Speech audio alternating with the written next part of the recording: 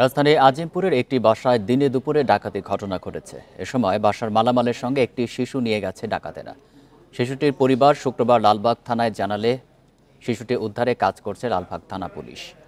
শুক্রবার সকালে রাজধানীর আজিমপুরে মেডিকেল স্টাফ কোয়ার্টারে একটি বাসায় ডাকাতি হয়। এ সময় 1.5 লাখ টাকা ও 4 ভরি স্বর্ণালংকার নিয়ে যায় বলে অভিযোগ করা হয়।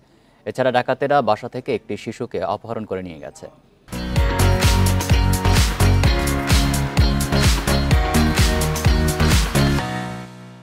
শিশুটির পারিবারিক সূত্র ও পুলিশ জানায় ফারজানা আক্তার একটি সরকারি চাকরি করেন। তিনি তার স্বামী ও সন্তানকে নিয়ে ওই কোয়ার্টারে থাকেন। পুলিশ বলছে সপ্তাহখানেক আগে ভুক্তভোগীর পরিবার এক নারীকে তাদের বাসায় সাবলেট ভাড়া দেন। সাবলেট থাকা নারীর কোনো পরিচয়ের কোনো কাগজপত্র পাওয়া যায়নি। প্রাথমিকভাবে পুলিশের ধারণা ওই নারীর যোগ সাজসে শিশুটি চুরি ও ডাকাতি হয়েছে। যারা এটার সাথে জড়িত, বিশেষ করে এক ভদ্রমহিলা ছিলেন, ভদ্রমহিলাকে উনি সাবলেট দিয়েছিলেন ওনার বাসায় থাকার জন্য। মহিলাকে চিনেন না, হয়তো বা মুখে এভাবে রাস্তাঘাটে পরিচয় হয়েছে, তার ভিত্তিতে এটা করেছিলেন আর কি। তো এখন ওই মহিলাকেই আসলে এখানে মূল মহিলাই করিয়েছেন, এটা ওনার কথায় বোঝা যাচ্ছে আর কি।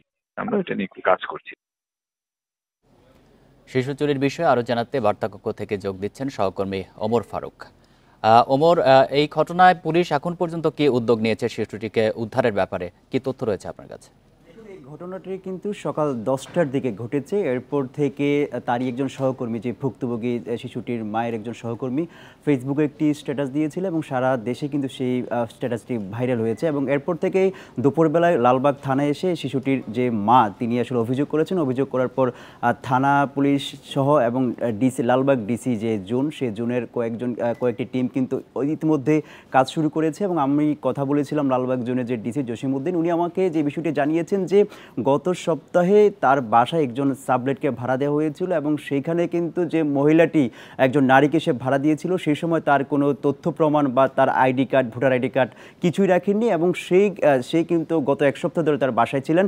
এবং আজকে সকাল 10টার দিকে 3জন ব্যক্তি এই বাসাটিতে এসেছেন এবং সেই মহিলা যাকে ভাড়া দিয়েছে এবং সেই মহিলা কিন্তু সে বাসার দরজাটি খুলেছিল। এবং এই 3জন সিসিটিভির ফুটেজে দেখা যাচ্ছে যে মহিলার সহ কিন্তু বের হয়ে যাচ্ছে। এবং পুলিশ যেটি বলছেন যে আপাতত প্রাথমিকভাবে ধারণা করা হচ্ছে যে নারীটি তাকে বাসা ভাড়া দেওয়া হয়েছিল এবং এই নারী সেই সঙ্গে এই ঘটনাটির সঙ্গে জড়িত। তবে পুলিশ বলছেন যে ইতিমধ্যে যেহেতু তার কোনো তথ্য প্রমাণ তাদের কাছে নেই, তাদের ব্যাক পোহাতে হচ্ছে এবং তাদের কাজ করতে ব্যাক পোহাতে হচ্ছে এবং পুলিশের কয়েকটি টিম কাজ করছে। তবে পুলিশ আরেকটি বিষয় জানিয়েছেন যে ইতিমধ্যে সিসিটিভির ফুটেজে যাদেরকে দেখা যাচ্ছে তাদের বিষয়ে তারা কাজ করছেন। এই পর্যন্ত আমি যতটুকু খবর পেয়েছি যে মহিলাটি এই সময়ে বাসায় ছিলেন না বলে আমাদেরকে জানিয়েছেন, অর্থাৎ শিশুটির মা। এবং শিশুটির মা স্বরাষ্ট্র মন্ত্রণালয়ের যে মন্ত্রণালয় রয়েছে সেখানে কাজ করেন, সেইখানে তিনি এবং তার স্বামী থাকেন এবং সেই সাথে একটি আলাদা কক্ষ রয়েছে এবং সেই কক্ষে তাকে আসলে ভাড়া দেওয়া হয়েছিল সপ্তাহখানেক আগে। তবে সেই সময়ে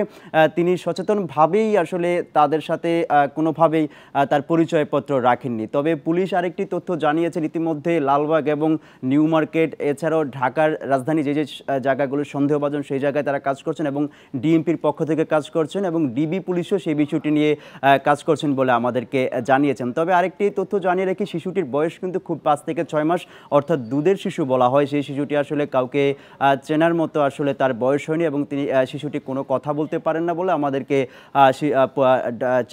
পুলিশের পক্ষ থেকে জানানো হয়েছে। তবে পুলিশ যে বিষয়টি বলছেন, এখন পর্যন্ত কাউকে গ্রেপ্তার করতে পারছেন না, তবে তাদের ধারণা অনুযায়ী তারা কাজ করে যাচ্ছেন। তবে আরেকটি বিষয় জানিয়ে রাখি, শিশুটির মায়ের পক্ষ থেকে আসলে কোনো ধরনের বক্তব্য আমরা এখন পর্যন্ত আসলে পাওয়া সম্ভব হয়নি। তবে আমাদেরকে পুলিশের বরাত দিয়ে তার মায়ের বক্তব্যের বরাত দিয়ে জানিয়েছিলেন সেই সময়টি আসলে তিনি সেই কক্ষে ছিলেন না এবং এই সময় কিন্তু শুধু শিশুটিকেই নিয়ে যাননি, সাথে কিন্তু 1.5 লক্ষ টাকা নিয়ে গিয়েছেন এবং স্বর্ণালঙ্কার ছিল। এছাড়াও কিন্তু বাসার মধ্যে অনেক দামি মূল্যবান জিনিসও তারা নিয়ে গেছে বলে আমাদেরকে জানিয়েছে পুলিশ। তবে সেগুলো আসলে এখন পর্যন্ত উদ্ধার করা যায়নি।